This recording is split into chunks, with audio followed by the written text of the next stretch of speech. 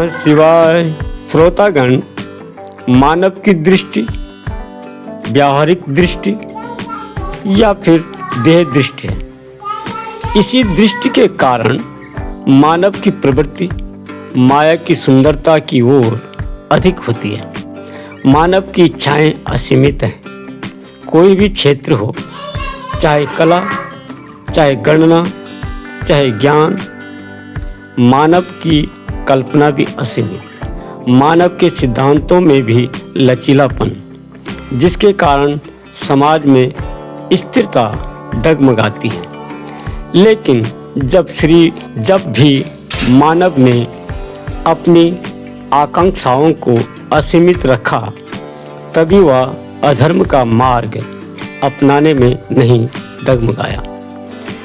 इस वक्तव्य में मानव का विशेष वर्ग से नहीं, मानव के दो वर्ग, मानवगण और राक्षसगण से है।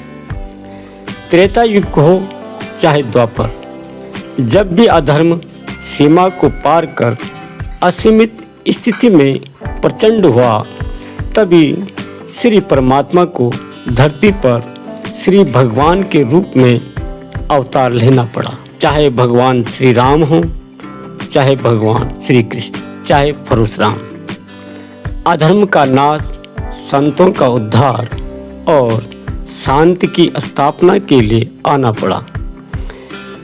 लेकिन इस वक्तव्य का उद्देश्य कोई कथा श्रवण कराने का नहीं, क्योंकि श्री भगवान की कथाएं और लीलाओं का वर्णन तो आप संत महात्माओं, व्यास, आचार्य, अपने गुरु से भी सुनी होगी।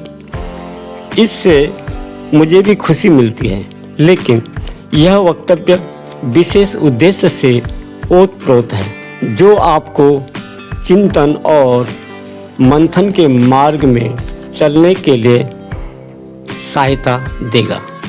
यदि आपको यह छोटा सा वृत्तांत आनंददायक लगे, तो आप शेयर करके अपने दोस्तों तक पहुंचाने का कष्ट करें, क्योंकि आप जानते हैं कि प्रथम गुरु, ज्ञान का स्रोत, प्रकाश, सब कुछ परमात्मा ही है।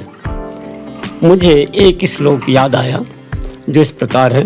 भगवान भगवानंदी बनमाली हला युद्ध, आदित्यो ज्योतिरादित्य सहिष्णु गति सत्तम।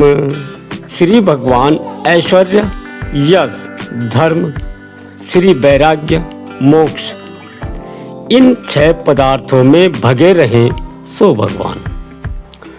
जिनको इन 6 पदार्थों का ज्ञान हो, भूतों की उत्पत्ति, लय, गति, अगति, विद्या, अविद्या, इन 6 पदार्थों को जानने वाला और प्रलय काल में ऐश्वर्यादि भृंग का नाशक, आनंदी, सुख रूप सर्व संपत्ति का नाम, वनमाली, पंचभूत तन मात्रा रूपी वैजंती माला, यानी 5 प्रकार के फूलों की माला, तुलसी, कुंद, मदार, पारिजात, कमल, इन 5 फूलों की माला पांव तक लटकी हुई वनमाला, जिनका शस्त्र हल और मुसल, ये दोनों शस्त्र आकाश से उतरे।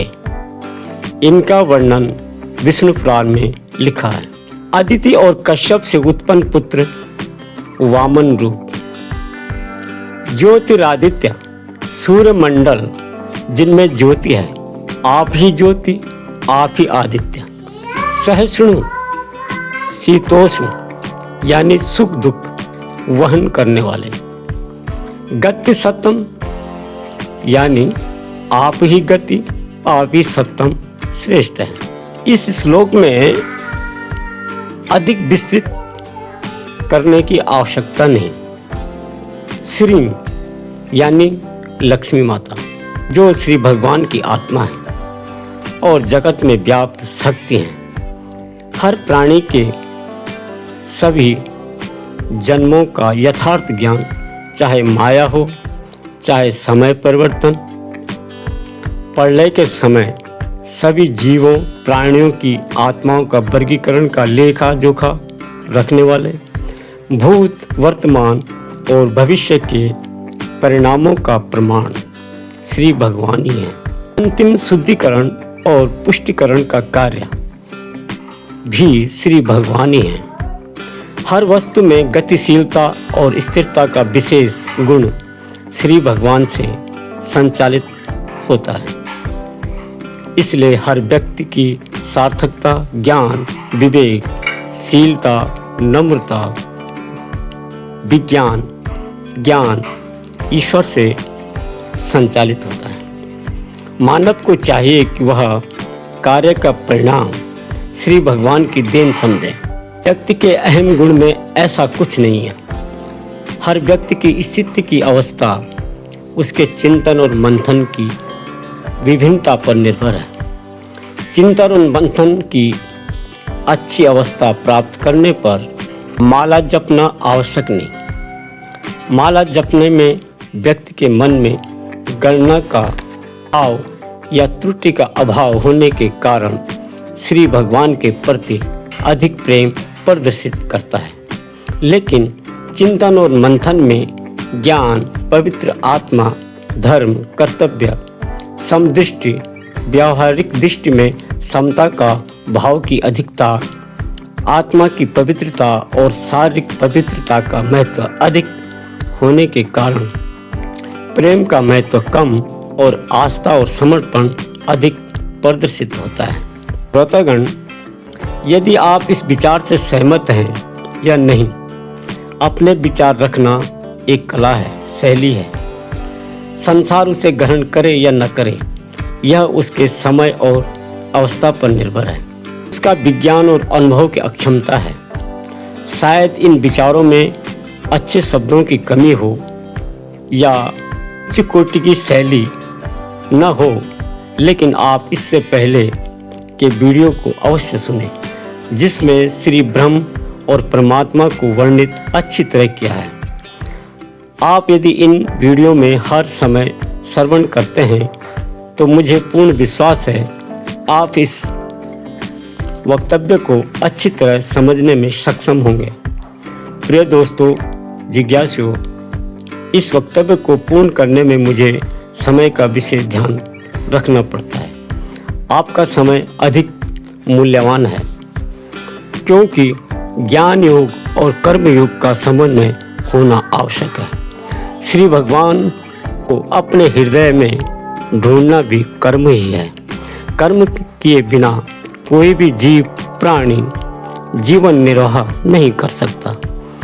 आप इस वक्तव्य को सब्सक्राइब कर शेयर अवश्य करें, ताकि आपसे अन्य लाभान्वित हो सकें। श्रोतागण, अगले वक्तव्य में आपको श्री ब्रह्म, श्री परमात्मा और श्री भगवान को 2 श्लोकों के माध्यम से व्यक्त करूंगा, ताकि आपको संशय का प्रश्न विचारों में व्यक्त करते समय आभास न हो। धन्यवाद।